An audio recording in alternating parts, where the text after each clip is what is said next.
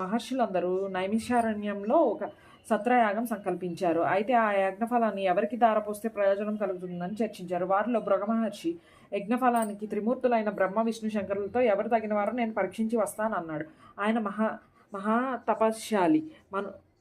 మునులంతా ఆమోదించారు. ఆయన ముందుగా వెళ్ళి సత్యలోకం వెళ్ళాడు.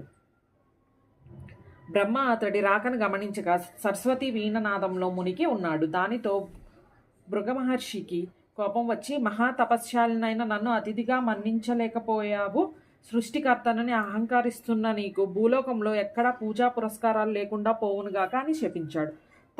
తర్వాత కైలాసానికి వెళ్ళాడు. అక్కడ పరమేశ్వరుడు పార్వతితో ఆనంద నాట్యం చేస్తూ భృగువు రాకను గమనించలేదు. దానితో భృగు మహర్షి కోపంతో, శంకర, నీవు నాట్య విలాసాల్లో మునిగి తపశ్శాలిని అతిథిని అయిన నన్ను నిర్లక్ష్యం చేశావు కనుక భూలోకంలో నీకు లింగ రూపంలోనే కానీ నిజ రూపంలో ఆరాధన జరగకుండును గాక అని శపించినాడు. ఆ తర్వాత వైకుంఠానికి వెళ్ళాడు. మాధవుడు పనుపు మీద పరుండి తనకు పాదసేవ చేస్తున్న లక్ష్మీదేవితో చర్చలో ఉన్నాడు. మునిరాకను గమనించలేదు. భృగువు వెళ్ళి అతిథిగా వచ్చిన నన్ను అవమానిస్తావా అంటూ విష్ణుమూర్తి గుండెల మీద తన్నినాడు. ఒక్కసారిగా లోకాలన్నీ కంపించాయి. అయినా శ్రీ మహావిష్ణువు రవ్వంత కూడా ఆగ్రహించక పరమశాంత స్వభావంతో లేచి మునికి నమస్కరించి, మునీంద్ర, మీ రాక చేత వైకుంఠం పావనమైనది. మీ రాకను గమనించిన అవిన్యాన్ని మన్నించండి అంటూ భృగు మహర్షికి పాదాలొత్తాడు. భృగు మహర్షికి గర్వభంగమైన విష్ణుమూర్తికి నమస్కరించి, ఓ దేవదేవ, మీ వంటి సత్వగుణ సంపన్నులు 14 లోకాల్లోనూ లేరు. నా అహంకారాన్ని మన్నించి మీరే లోక సంరక్షణకు తగినవారు కాబట్టి భూలోకంలో కలి ప్రభావాన్ని నశింపజేసి ధర్మ సంరక్షణ చేసి ప్రజల కష్టాలను తీర్చడానికి తప్పకుండా అవతరించాలని ప్రార్థించి తిరిగి భూలోకానికి వచ్చి మునులతో, త్రిమూర్తులలోనూ పరమ శాంతమూర్తి శ్రీమన్నారాయణుడే, అతడే యజ్ఞఫలాన్ని అర్హుడు అని తేల్చి చెప్పినాడు. మునులందరూ సత్రయాగం చేసి ఆ ఫలాన్ని యజ్ఞపురుషుడైన మహావిష్ణువుకే దారపోసినారు. అక్కడ వైకుంఠంలో లక్ష్మీదేవికి కోపం వచ్చింది. శ్రీవారి వక్షస్థలమే తన నివాసం. ఆ నివాసాన్ని ఒక ముని కాలితో తన్నినాడు. అందుకు శ్రీహరి కోపించక ఆయనకు చాలా మర్యాదలు చేసినాడు. భర్తయే తనను గౌరవించలేదు అని అలిగి భూలోకానికి ప్రయాణమైనది.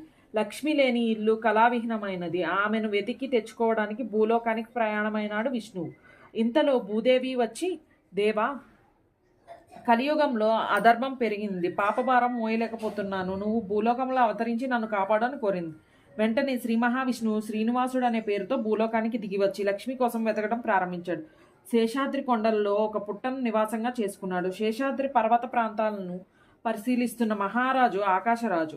అతడు సంతానం లేక పుత్రకామిష్టి చేయబోతూ భూమిని దున్నుతుండగా నాగలికి ఒక బంగారు పెట్టె తగిలింది. తెరిచి చూడగా మహాలక్ష్మి కళతో ఒక బాలిక కనిపించింది. ఆకాశరాజు సంతోషపడి ఆ పిల్లకు పద్మావతి అని పేరు పెట్టుకుని అల్లారు ముద్దుగా పెంచాడు. యుక్త వయసు వచ్చిన పద్మావతి ఒకసారి శ్రీనివాసుని చూచి మోహించింది. తల్లిదండ్రులకు చెప్పింది. ఆకాశరాజు వచ్చి చూసి శ్రీనివాసుని తేజో విశేషాలకు ఆశ్చర్యపడి అతడే శ్రీ మహావిష్ణువు అని భావించి పద్మావతినిచ్చి వివాహం చేశాడు.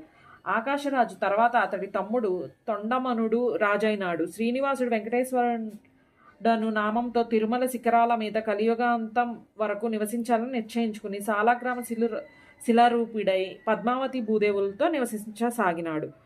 తొండమనుడు శ్రీ వెంకటేశ్వరునికి ఆలయం నిర్మించినాడు. తనను సేవించే భక్తులకు కల్పవృక్షము లాంటివాడే శ్రీనివాసుడు. ఇప్పటికీ భక్తులను సంరక్షిస్తూ అక్కడ నిలిచి ఉన్నాడు. శౌనగా